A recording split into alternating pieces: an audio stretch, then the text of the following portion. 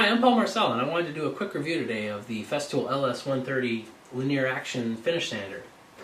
Now, this sander is, I guess, another one of those sanders that's a little bit low on the radar when it comes to Festool. There's always the Rotexes that take a lot of the glory. But this sander is actually one that I use pretty often when I'm doing anything that has a lot of rails and styles. It's a linear action only sander, so you wouldn't want to cross the grain with it. Just in a way, this is very much like you with a hand sanding block, just sanding linearly like you would when you're finishing, but it lets you get it done a little bit faster.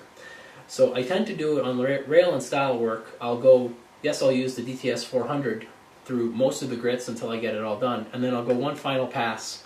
Say if I went up to 180 with the DTS 400, I'll hit it with 180 on the linear action, just to make sure that I've got all those scratch marks gone.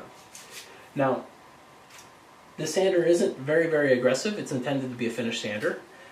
It does have a couple of unique features, one of which is that this base is changeable. Now, this base here is the standard base that comes with it. It actually takes the same paper as the RTS 400, so if you have the RTS 400, you can share abrasives between the two models, which is definitely handy. The way this bottom comes out is it's just spring-loaded on a couple of simple clips, so just press down and pop that off. Now, this base just has some simple little hooks on there that'll attach to the base, but what this allows you to do is, besides, of course, replace this one if you ding it up, is that they have a number of other profiles available. This one comes with the sander. It's a 90-degree base. This one comes with it as well, but this is the extra one. What this allows you to do is it would allow you to get into, say, a corner. So if I wanted to sand my fog tainers here, I would just put them up against the corner, and it would be sanding both portions of this corner. Now, that might be useful for certain corners, but what's more impressive is that there's a variety of these bases that are available that have different radii curves on them. So if you're cleaning out the insides of a cove, typically that becomes a very laborious hand sanding task. You can at least now incorporate this sander into the mix and get it done a little bit faster. Now, there is a more unusual base, and that would be this one here. I put blue tape on it because it's actually relatively sharp. It's a scraper that you can use. So, and of course, blue tape is supposed to come off very easily, but when you're on camera, it never will. So we'll just leave the little bit that's on. So it's just a very simple scraper. I mean, you can easily sharpen it. It comes fairly sharp, which is why I put the tape on it in the first place. But then you can pop that onto the base of the sander. I'm going to go ahead and do that, actually.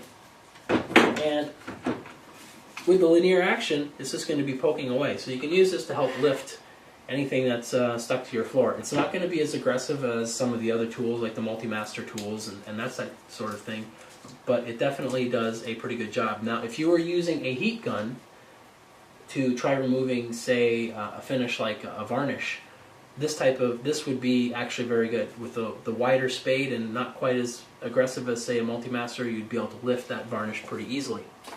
So that's one of the more unique bases for it. Although when it comes to sanding bases, there is one other one that's pretty unique. I do not have one, but I can explain it a little bit. Now, we've all had situations where we've had to make our own custom blocks for, like this is for some base molding that I had actually in my house, so I made this custom profile for myself for doing hand sanding.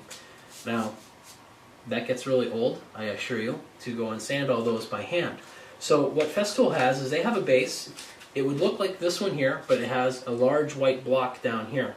And the intention is that you would take, say, very much the same way that you create one of your own blocks, you would take the material that you're creating the profile off of, you take the sandpaper, this one's actually kind of adhered now, but you would drape the sandpaper grit up, and then you would take that block with the sander, and you would just sand down until that white block has been abraded down to the point where it's an exact match of the profile with the sandpaper there.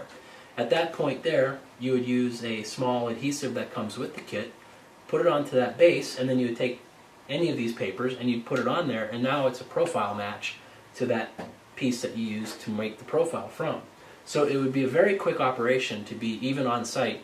If you had a couple of those blocks tossed in your van and you needed to do some sanding on some of the work that you're doing on a finishing job site, that you would be able to create the profile on the spot, harden it with the adhesive, put the paper on there, and go. So that would be a very nice one. It would have been exceptional when I had to do this by hand, but I did not have it. So Of course, like all Festools, it has a dust collection port on the end. This one works with the regular D27 tool hose.